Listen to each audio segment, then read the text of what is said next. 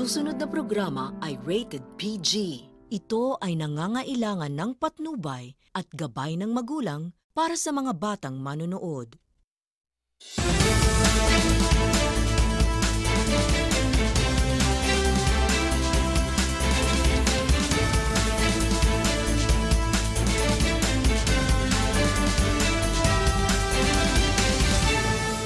Magandang gabi, Luzon, Visayas at Mindanao. Narito na ang nagkakaisa at pinakamalawak na pagbabalita. Sa pangunguna ng Presidential Communications Office na kinabibilangan ng Philippine Information Agency, Philippine News Agency, Presidential Broadcast Service, IBC at PTV. Mula sa PTV, ako po si Sheila Salaysay. Ihahatid namin ng mga komprehensibo at mahalagang balita mula sa iba't ibang bahagi ng bansa.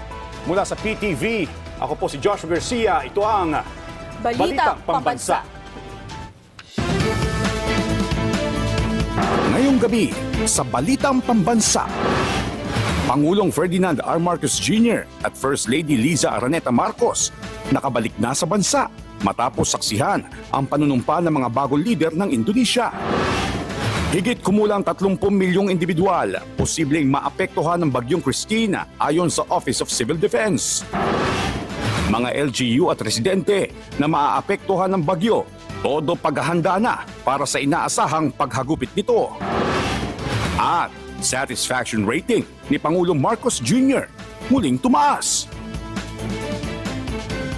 Muna sa ating mga balita, nakauwi na sa bansa si Pangulong Ferdinand R. Marcos Jr. matapos saksihan ang inaugurasyon ng bagong Indonesian President Prabowo Subianto.